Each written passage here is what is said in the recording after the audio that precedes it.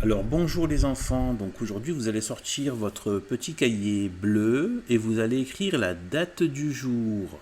Donc vous allez vous allez donc écrire donc 22 août 2022 et souligner en bleu. Ensuite vous allez écrire le titre de la leçon du jour. La leçon du jour c'est donc la stupidité de la poussée d'Archimède. Voilà, donc que vous allez souligner en rouge. Voilà, donc la stupidité de la poussée d'Archimède. Alors, nous allons voir les enfants aujourd'hui que la science matérialiste raconte beaucoup de bêtises. Elle veut toujours inverser, étant donné que elle est inspirée par le démon Satan, elle est toujours inversée, elle inverse toujours la réalité. Il n'y a pas de poussée. La poussée, ça voudrait dire quoi? Ça voudrait dire que il y a donc une force qui est en dessous de l'objet et qui la pousse. D'accord?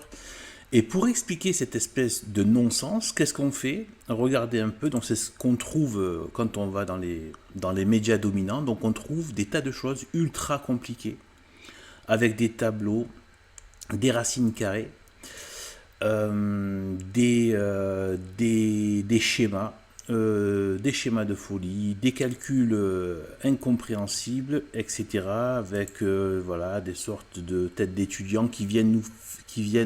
Bon, je ne me moque pas du monsieur bien sûr, mais bon, c'est pour dire voilà, il y a un petit côté tête d'étudiant qui vient nous expliquer des choses, machin. Donc vous voyez, on vous fait des espèces de trucs. Voilà, des fils, des machins, le poids apparent.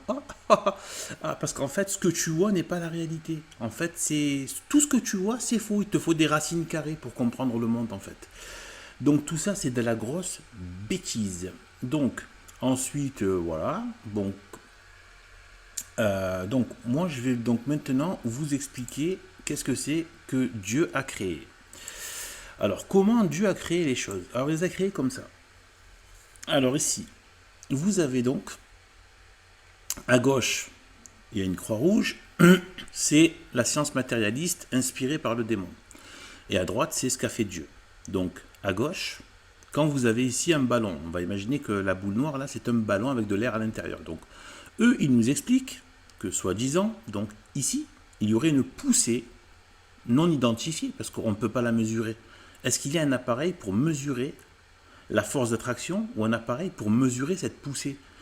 Pour qu'il y ait une poussée, il faut qu'il y ait une résistance. L'objet vous résiste. C'est-à-dire que l'objet ne veut pas aller dans le sens où vous allez, donc vous le poussez. Une porte, n'importe quoi. D'accord? Par contre là, il n'y a aucune poussée. C'est le ballon qui est attiré vers le haut. Il est attiré, ce n'est pas pareil. Attiré vers le haut.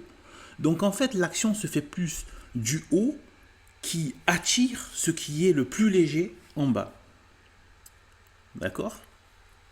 Et en fait, il n'y a même pas d'attraction. En fait, c'est juste une sorte de système de polarité. Tout simplement. C'est-à-dire que tout ce qui est léger va monter, tout ce qui est moins dense va monter, et tout ce qui est plus dense va descendre. Tout simplement. L'air étant beaucoup moins dense que l'eau, eh bien, monte. Et dès que vous mettez de l'air dans l'eau, eh bien, elle va chercher à monter de manière très forte. Donc, il y a une sorte d'attirance vers le haut. On a tous essayé un jour de mettre un ballon dans l'eau en jouant à la plage ou à la piscine ou ailleurs, dans un lac ou quoi. Et donc, on enfonce le ballon et le ballon remonte fortement. Qu'est-ce qui s'est passé? Est-ce que vous avez senti que le ballon était poussé par une force d'en bas? Pardon. Ou est-ce que vous avez senti que le ballon était attiré vers le haut? Quand vous mettez vos mains sur le ballon est attiré vers le haut. Il n'y a pas une force qui est en bas et qui le pousse. Il est attiré. Ça veut dire quoi? Ça veut dire que donc il y a la densité et le moins dense. Il n'y a pas de question de lourdeur ou de légèreté. Or, bien souvent, ce qui est plus dense est plus lourd, forcément. Mais pas forcément. Enfin, j'ai dit forcément, mais c'est pas forcément. Donc là, on va voir ici qu'en fait, il y a plus une question de polarité moins et plus. Donc ce qui est plus dense descend vers le bas, ce qui est moins dense monte vers le haut.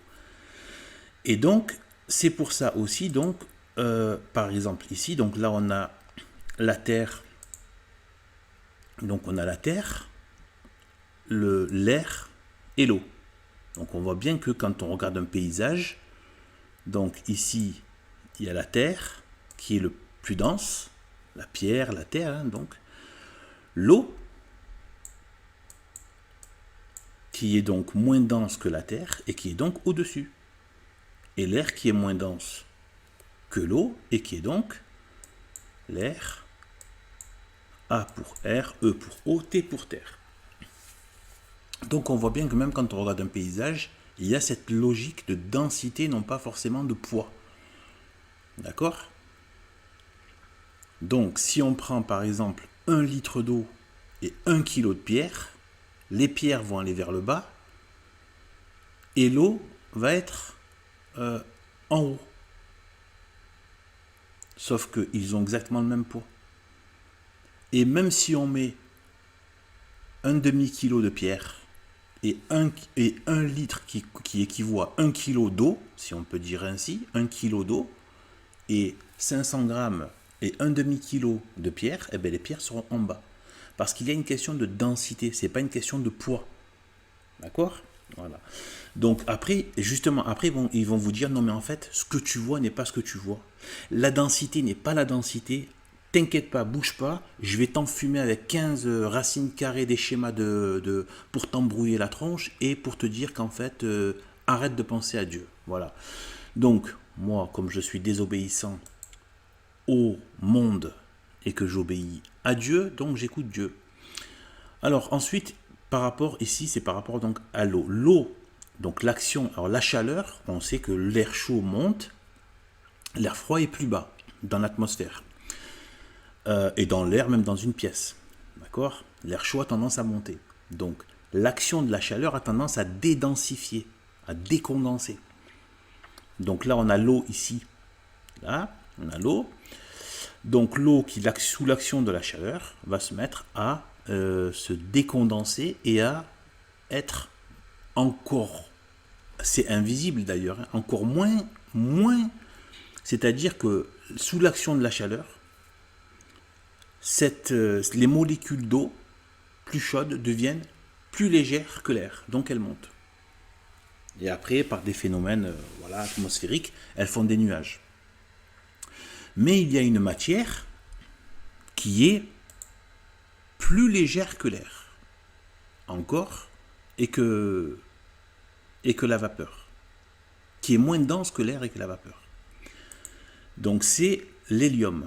Donc on connaît tous les ballons d'hélium. Donc là on a ce monsieur qui a fait son expérience avec un ballon, il a rempli d'hélium. Voilà, donc le ballon monte sans rien mettre de spécial, juste de l'hélium. Voilà, donc l'hélium est une preuve que la poussée d'Archimède est de la bêtise. Parce que ça voudrait dire quoi? Ça veut dire qu'il y a une poussée d'Archimède dans l'air. Vous avez déjà vu un ballon d'hélium, ça monte très vite dans l'air. Parce que il y a une forte attraction vers le haut. Donc c'est pas une question de poussée. Le ballon d'hélium n'est pas poussé du bas vers le haut. Il n'est pas en train d'opposer une résistance à une poussée. Il est juste attiré par une sorte de polarité vers le haut, vers le moins dense qui monte vers le haut, inéluctablement. Donc l'hélium est moins dense, pas une question de lourdeur, moins dense, c'est moins dense. Et donc, voilà pourquoi tout ce qui est poussée d'Archimède et la pomme de Newton, c'est des bêtises. La pomme de Newton, c'est pour dire que la Terre donc attire, la force d'attraction attire les objets et les plaques au sol, donc enfin elle les fait tomber, elle les attire vers eux. Et la poussée, c'est elle pousse. Alors qu'en fait, c'est complètement faux. C'est tout simplement débile en fait. Voilà, donc ensuite, on va continuer avec donc cette histoire donc de chaud et froid. Donc le froid condense, hein, regardez la glace, le plus c'est froid et plus l'eau se condense. Donc le froid est bien lié à la condensation et le chaud à la dilatation. Et donc à la moins dense. Alors, donc, encore un petit point pour prouver encore que ce n'est pas une question de soi-disant poids, mais une question de densité. Regardez ici donc avec l'huile et l'eau. Même quand vous mettez plus d'huile que d'eau, eh bien l'huile reste en haut. Alors que le poids donc de l'huile est plus lourd. Reste en haut parce que l'huile est moins dense que l'eau, tout simplement. C'est une question de densité. Vous pouvez faire une autre expérience très intéressante. Là, j'ai pas ça, bon, j'ai pas filmé ça. Mais vous pouvez faire donc, vous mettez un œuf qui va donc au fond de l'eau, dans un verre. Après, vous rajoutez du sel. Vous rajoutez du sel. Bon, prenez du sel pas cher, un bon marché, de mauvaise qualité. À moins d'1 euro ou quoi, je sais pas quoi. Bon, un truc, voilà, hein, à Lidl ou quoi. Ou à Aldi, un truc comme ça. Et vraiment pas cher. Et donc, pour faire l'expérience. Et donc, vous allez voir. Donc, vous mettez du sel. Il faut que ça se dissolve, quoi. Dissout dans l'eau, comme ça. Il faut peut-être aider à dissoudre. Et donc, l'eau qui a absorbé donc ce sel, devient plus lourde. Et du coup, vous voyez donc l'œuf qui était en bas, l'œuf qui se met à monter. Voilà, l'œuf qui se met à monter. Parce que l'eau devient plus dense que l'œuf. C'est pas une question de poids, c'est une question de densité. Voilà comment a créé l'univers. Donc notre Seigneur Dieu, le Verbe de Dieu, qui a tout créé, et sans lui rien n'a été créé. Donc voilà, c'est comme ça que ça marche. Il a fait un système avec le moins et le plus léger et le moins dense et le plus dense. Maintenant, si je devais faire une petite parenthèse religieuse. Imaginez que l'orgueil, finalement, c'est qu'on se densifie. On se grossit dans le sens où on se densifie. On se remplit. On est rempli d'orgueil. Donc on se densifie d'orgueil. Et que donc, dans les lois aussi spirituelles, l'orgueil descend vers le bas, et c'est pour ça que le Seigneur a dit celui qui s'exalte sera rabaissé, celui qui s'abaisse sera exalté. Donc, remonter, sera estimé, aura plus de valeur, montera dans l'estime. Et l'autre descend dans l'estime avec son orgueil. Vous voyez ? Il y a une logique comme ça, et je vais même aller encore plus loin, mais d'abord je termine cet exemple. Donc l'orgueil, on se remplit, et du coup quand on s'humilie, on se dépouille de cette enflure, et du coup on devient plus léger, et du coup on peut plus monter vers Dieu. C'est une idée comme ça que je vois par rapport à cette expérience, et je peux même aller encore plus loin. Pour ceux qui ont vu donc la vidéo, ils comprendront mieux que les autres, mais sinon allez la voir si vous avez le temps, enfin comme vous voulez, sur la preuve que les démons peuvent être dans l'air. Eh bien en fait, l'esprit est naturel. Notre âme est naturelle, elle n'est pas surnaturelle, mais elle est invisible. Imaginons que, j'ai déjà donné les exemples, mais je vais juste les rappeler rapidement ici, les ondes sonores, les ondes radio, les Wi-Fi, etc., les ondes Wi-Fi, tout ce qui est les ondes. La lumière aussi n'est pas une matière dense.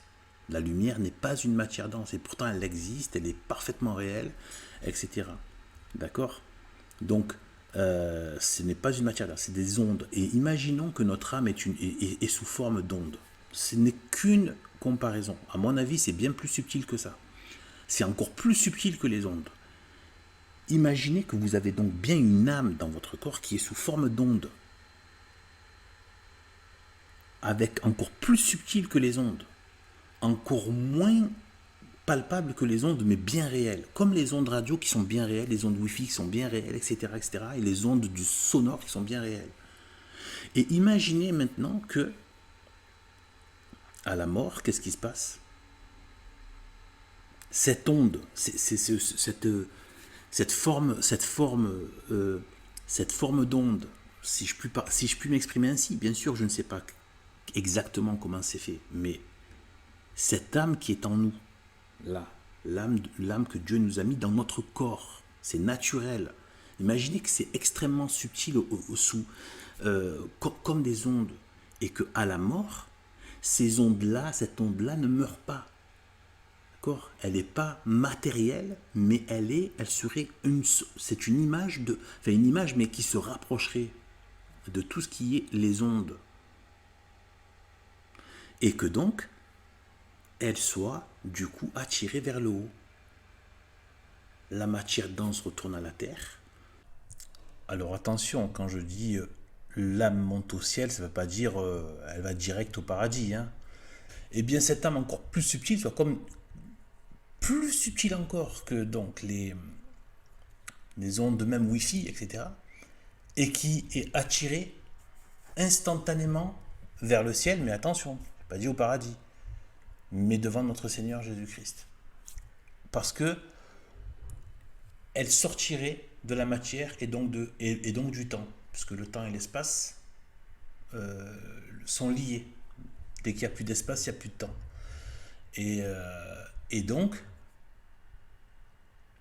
Et donc en fait, il sortirait de la matière et donc du temps et se retrouver dans l'éternité, c'est-à-dire le présent perpétuel. Il n'y a plus de temps en fait. Mais là, il y aurait une porte, hein, forcément. Enfin, une porte. Un vestibule, quoi. Là, selon donc là, notre foi, c'est voilà. Là, ça ne veut pas dire que l'âme, non, ça peut vouloir dire qu'elle sort de la matière, qu'elle va à la vitesse de l'électromagnétique, immédiatement comme ça, en passant l'air d'une manière extrêmement rapide. Voilà, comme les ondes électromagnétiques. Et un peu dans cette logique qu'on a vue aujourd'hui, le plus et le moins, donc hop, extrêmement subtil et pas de densité, ça monte directement. Et passer la matière, hop, arriver devant le tribunal de notre Seigneur Jésus-Christ. Et selon comment elle monte, l'état dans lequel elle est en état d'amitié, d'inimitié avec Dieu. Elle est en état de grâce, en état de péché mortel. Pour appuyer un peu mon propos, je vais prendre quelques références dans l'histoire biblique, religieuse. Déjà, par exemple, donc Saint Jean-Baptiste, quand il dit, hein, lorsque le ministère de Jésus va commencer, et qui dit donc qu'il a vu l'Esprit descendre du ciel comme une colombe. Donc déjà, il y a cette idée de descendre. Il y a de corps de lumière subtil qui descend. Et la matière, la nature, des éléments naturels ne sont pas forcément denses, comme la lumière, le son, les ondes, radio, électromagnétiques, etc. Ça peut être de véritables systèmes, de véritables informations, de véritables forces, l'électricité, etc., qui peut passer dans l'air, et qui ne sont pas de la matière dense. Les photons, la lumière, c'est sous forme d'ondes. Si on peut dire ça comme ça, en tout cas, c'est pas de la matière dense. D'accord ? Donc, il y a aussi dans l'Apocalypse, quand Saint Jean parle de l'ange, je vis un ange descendre du ciel qui tenait dans sa main, etc., etc. Donc cette idée encore de descendre du ciel, en tout cas le chemin vers le ciel, et qui se confirme encore avec l'ascension de notre Seigneur Jésus-Christ et l'ascension de Sainte Marie vers le ciel. Il n'y a pas une disparition, il y a un chemin. Vous voyez ce que je veux dire ? Donc il y a peut-être une interpénétration. Il n'y a pas forcément un bloc matériel et un bloc spirituel. Il y a peut-être justement ces corps subtils, qu'on appelait aussi les corps glorieux, et qui se font, et qui peuvent, et qui, selon la théorie que je développe là par rapport au plus-moins qu'on voit dans la matière entre l'air et les solides plus denses, eh bien, que les corps encore plus subtils, sous forme d'ondes, vont vers le ciel. Et bon, après, ça ne répond pas à tout. Après, on peut imaginer des choses, mais j'ai pas les réponses à tout non plus. Comment les anges peuvent descendre ou l'Esprit de Dieu peut venir descendre comme ça sous forme d'une colombe, etc., de lumière, etc. Après, c'est tous les pouvoirs de Dieu. C'est les pouvoirs aussi qu'il donne aux anges de pouvoir se matérialiser, etc., se densifier peut-être, etc., et prendre une forme. Donc voilà, après, j'ai pas toutes les réponses, mais il y a cette idée-là. Ça va pas contre. Au contraire, je trouve que vraiment les éléments de la foi le confirment, y compris surtout d'ailleurs la transfiguration de notre Seigneur Jésus-Christ juste avant qu'il monte au ciel. Là aussi encore, donc il monte, c'est pas une disparition, hop, il disparaît pas, non, il monte au ciel. Et juste avant, il se subtilise, il devient de la lumière. Donc, il n'est plus dense comme de la matière. Bon, de la lumière voilà, il a encore une forme d'homme, enfin, voilà. Mais voilà. Et nous, il nous est dit pour la résurrection, pour les élus, pour ceux qui se sont sanctifiés grâce à Dieu, eh bien, un corps glorieux. Donc, c'est pas forcément. Il y a quelque chose à voir là-dedans. C'est en termes de l'interpénétration et la logique spirituelle qui peut être beaucoup plus palpable et réelle que ce qu'on peut imaginer finalement. Et que peut-être on nous a fait croire que tout était matière et dense pour nous faire oublier cet aspect-là de la vie naturelle et qui conduit à la conception spirituelle.